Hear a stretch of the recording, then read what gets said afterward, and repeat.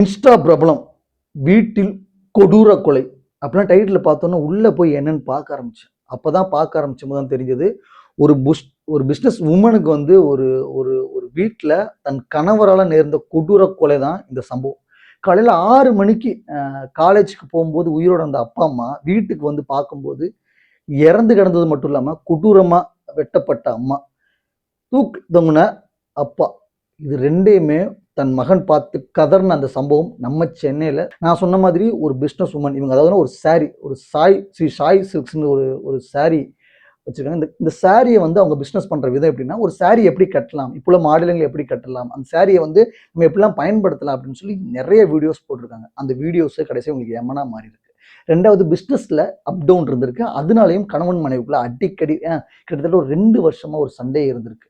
அது மட்டும் இல்லாமல் இவங்க 10 நாளைக்கு முன்னாடி வரைக்குமே கணவர் வந்து சண்டை போட்டு அவங்க அக்கா வீட்டில் இருந்துட்டு திரும்ப வந்திருக்காரு. திரும்ப வந்ததுக்கு அப்புறம் தான் இந்த கொடூரமான கொலை நடந்திருக்கு. இந்த பெண்மணியோட வீடியோஸ் நான் வந்து செய்தியில பார்த்ததோட ஸ்கிப் பண்ணிட்டு போகும்போது திரும்ப இன்ஸ்டால பார்க்கும்போதெல்லாம் நிறைய பேர் ஸ்டேட்டஸ் வச்சிருந்தாங்க இந்த பெண்மணியோட ஃபோட்டோ வச்சு, வீடியோஸ் வச்சு.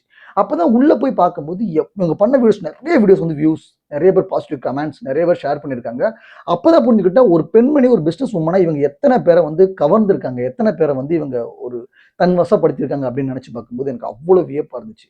இன்னைக்கும் இந்த சொசைட்டில ஒரு பெண்மணி தனியா சர்வைவல் பண்றதா இருந்தாலும் சரி, ஒரு பிஸ்னஸ் பண்றதா இருந்தாலும் சரி, அது சமூகம் எப்படி பார்க்குறதுங்கிறதோட தன் குடும்பத்தை சார்ந்தவங்க எப்படி பார்க்கணும், எப்படி பார்க்கக்கூடாதுங்கிறதுக்கு இந்த கொடூர கொலை ஒரு காரணமா இருந்திருக்கு.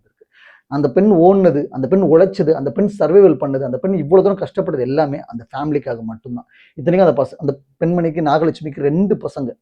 ஒரு பையன் வந்து ரஷ்யால டாக்டரா இருக்காரு, ஒரு படிச்சுட்டு இருக்காரு. இன்னொரு பையன் வந்து நம்ம சென்னையில வந்து டாக்டர் படிச்சுட்டு இருக்காரு. கிட்டத்தட்ட அந்த கணவருக்கு வந்து 51 வயசு, இந்த நாகலட்சுமிக்கு 41 வயசு. கிட்டத்தட்ட லைஃப்ல பாதி அச்சீவ் பண்ண ஒரு ஒரு ஒரு ஜோடி வந்து இந்த மாதிரியான ஒரு கொடூர கொலையை, அதுவும் கணவரோட ஒரு கொடூர புத்தி, ஒரு சந்தேக புத்தினால இவ்வளவு பெரிய கொலை நடந்திருக்குன்னு நினைச்சு பார்க்கும்போது ஆச்சரியத்தையும், வியப்பையும், கொடூரத்தையும், உச்சத்தையும் காட்டுதுன்னு சொல்லலாம். ஏன்னா இந்த காலத்துல பெண்கள் வேலைக்கு போகணும், சர்வைவல் பண்ணணும்னு சொல்ற காலகட்டங்கள்ல பெண் மீது சந்தேகப்பட்டு கணவர் செய்த அந்த கொடூர கொலையை நீங்க எப்படி பாக்குறீங்க அப்படிங்கிறத கீழே கமெண்ட் பாக்ஸ்ல கமெண்ட் பண்ணுங்க. தயவு செய்து இந்த வீடியோ பார்க்குற ஏதோ ஒரு ஆண்கள் தயவு செய்து வீட்டில் இருக்கிற பெண்களை நம்ம சந்தேகப்பட்டா அது எப்படி? ரெண்டாவது, அப்படியே இருந்தாலுமே அதுக்கு இது ஒரு தண்டனையான்னு கேட்டா அதுல 1000 ஏன் மில்லியன் கேள்விக்குறிதான் இருக்குன்னு நினைக்கிறேன். ஸோ அந்த பெண்மணியோட ஆத்மா சாந்தி அடைய காத்து முடியும். நன்றி, வணக்கம்.